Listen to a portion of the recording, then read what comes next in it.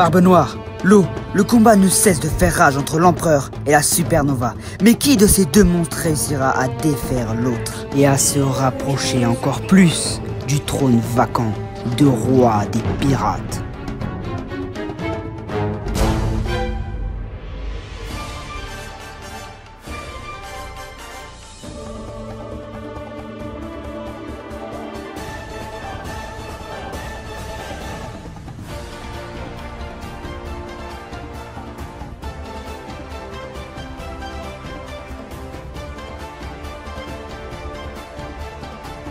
Le 19 novembre 2021, naquit un équipage pirate du nom de Shinji Kai.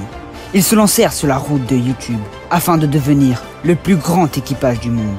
Au fil des conquêtes, des alliances et du temps, cet équipage a gagné en membres jusqu'à arriver aujourd'hui aux 700 Nakama. Leur objectif, les 1000 Nakama.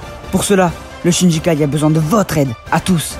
Abonnez-vous et partagez donc à tous vos potes afin de faire grandir cet équipage et de réaliser notre rêve. Merci pour tout votre soutien.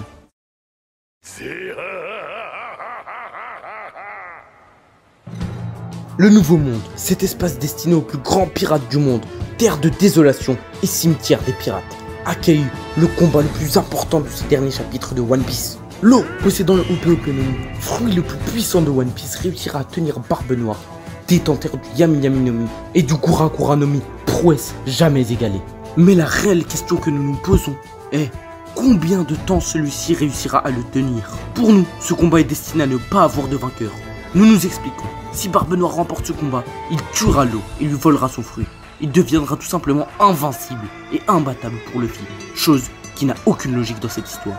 La seconde possibilité est que l'eau gagne. Si l'eau gagne, Barbe Noire sera défait, l'eau deviendra empereur et aura une plus grande prime que Luffy, car ayant vaincu dans son palmarès 2 empereurs. Cette possibilité s'avère elle aussi impossible, car Luffy doit être au-dessus de l'eau tout le temps, car il est le protagoniste principal de cette histoire. La réelle chose qui se passera sûrement est un match nul. La marine, dirigée par Akainu en total stress, arrivera et mettra fin à ce combat en s'interposant. Ça sera inutile que les 3 clans s'opposent, parce que sinon il y aura beaucoup trop de pertes. Donc un match nul est l'option la plus probable quant au dénouement de ce combat. Dans ce chapitre, nous avons également la confirmation qu'Aokiji est bel et bien dans l'équipage de Barbe Noire. Bon, on s'en doutait. D'ailleurs, on va vous présenter une théorie sur ce sujet dans les prochains jours, donc soyez là. Mais la révélation la plus choquante reste quand même la mort de l'ancienne Yonko Big Mom. Et oui, Pudding dans ce chapitre nous l'annonce, Big Mom est bel et bien morte. Et les répercussions de cette mort sont énormes, car logiquement, si Big Mom ne perd pas tous ses territoires,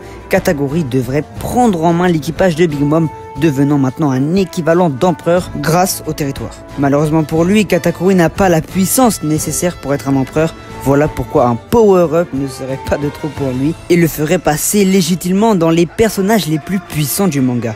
Mérité, chef.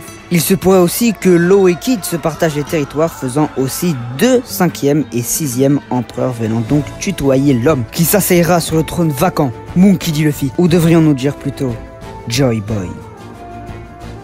Comme nous l'avions prévu, Vegapunk est bien évidemment un révolutionnaire. Et oui, vous êtes sur le plus grand équipage au monde et nous vous l'avons encore prouvé. Alors, qu'est-ce que vous attendez pour vous abonner? Bref, du coup, pourquoi cette affirmation? Vegapunk a laissé à Kuma une dernière mission: protéger le navire du fils de son plus grand ami. Véritable bombe dans le One Piece Game, la puissance de l'armée révolutionnaire passe à un tout autre niveau, car ayant dorénavant 500 ans d'avance sur le gouvernement mondial. Vegapunk est au courant qu'il va bientôt mourir de la main du CP0, et quoi de mieux pour le manga que Dragon, qui rencontre son fils sur cette île. Il pourrait le rencontrer en venant sauver Vegapunk, son allié de toujours, et donc préparer au mieux la grande guerre finale pour le One Piece. Et voilà les gars, c'est déjà la fin de cette vidéo. On aimerait avoir vos retours. On va essayer de mener au mieux le projet des 1 vidéo par jour pendant les 2 semaines des vacances, avec des théories de plus en plus incroyables. Sur ce, on vous dit salut, à demain l'équipage.